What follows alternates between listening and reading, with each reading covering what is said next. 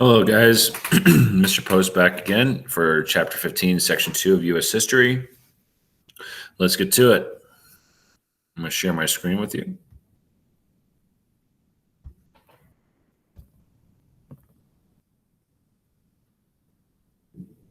All right. So you should be able to see Chapter 15, Section 2 here, and the progressives. So we were talking about reformers. Now we're talking about progressives. The progressives are the people who want to reform the country and take it back from the big businesses and have government have more control over what happens and how the government is able to control and keep in check big businesses from taking advantage of people. So there's problems in the United States. Unclean food. People were dying because they would buy food from the grocery store and die because there's either lead poisoning or mercury, or like they weren't actually putting food in some of the food. It was not good. There's poverty, lots of poverty. People were in some really terrible situations in the United States. There's corruption. There's unsafe working conditions. People are dying or getting maimed and not being able to work ever again. And this all stemmed from people big businesses being very greedy and wanting more money instead of policing themselves and asking whether or not it's ethical or not if the practices that they use for to produce their products. So progressives were making improvements. Progressives wanted government to control businesses and improve working conditions for everyday people. Progressives wanted improvements in healthcare and education in poor areas. Muckrakers were writers that brought attention to the corruption going on. Examples were like Upton Sinclair of The Jungle or Ida Tarbell of the oil industry. The Jungle is still being referenced today as how like the food industry was exposed for unethical labor practices, unethical ways of producing food, and unethical ways of business practices and there was a monopoly on how they produced their food. Roosevelt and the coal miners. So Teddy Roosevelt is president at this point, and in 1902, more than 100,000 Pennsylvania coal miners struck. They want 8-hour workday. Doesn't seem. Now you have to remember that people were working 12 to 16 hours at this point. So an 8-hour workday seems like a huge cut in hours. So if you don't have the manpower to be able to make sure that there's only an 8-hour workday, that's a huge deal for the mining company. They did not want to live in a company town. That's a huge deal because the company town basically controlled everything. They only would pay people in the money that was able to be used in the company town, so they couldn't save up money to go buy a house outside the company town. And if you lost your job, you lost your house. So it seems like a good idea at first because the company town is this place where you get a house, you are able to live there, and you're able to like take care of your family and prior to having this job and living in this company town, you're like, man, I can't, like we're living in a tenement with 20 other people, like we're sharing a bed. It's terrible. This is terrible. This is not a place for children to grow up. And so these company towns were popping up in coal mines and steel mills and essentially giving people an opportunity to be able to, have a house of their own where there wasn't 20 people living in it. But the problem is that when you're in a company town's housing, they also means that they control whether or not, if you get fired or not, they also control whether or not you get evicted or not. And that was one of the biggest issues that people had, was that where would they go if they decided to quit their job? Where would they go? And that means that if they quit their job, they didn't like it. That also meant they got kicked out of their house. The strike continued for several months, which is a big deal because most people heated their homes with a coal furnace inside their house. And as winter kept marching on, many people were complaining about the coal shortage. So the president had to intervene. So the mine owners would not talk to the miners or the union leaders. And this was the biggest issue, is that most of these companies, no other president had backed the idea of a union being able to talk collectively to a company.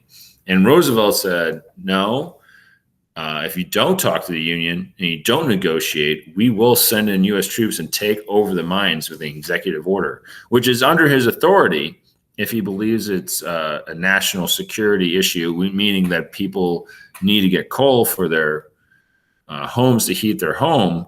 Then that's an important. That's very important to be able to keep the national, like keep people safe. So they eventually talked to one another.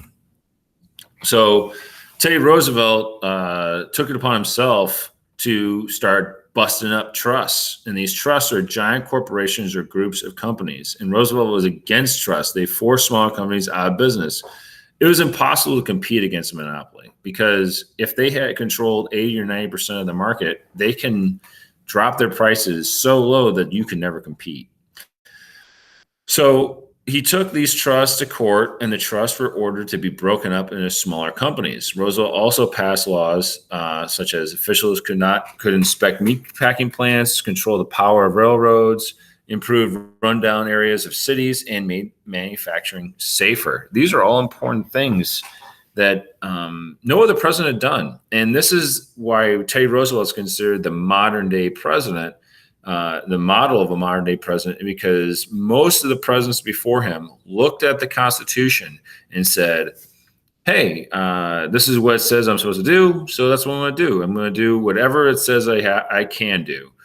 And never looked at the Constitution and said, well, it doesn't say I can't do it. So Teddy Roosevelt looked at the other way. If it says I couldn't do it, that means I can. And he took it upon himself to extend his powers of the executive branch, and basically made it so that he became more powerful. And it was obvious that he was very effective and kind of created the mold of what a modern day president would look like in the next 100 and something years.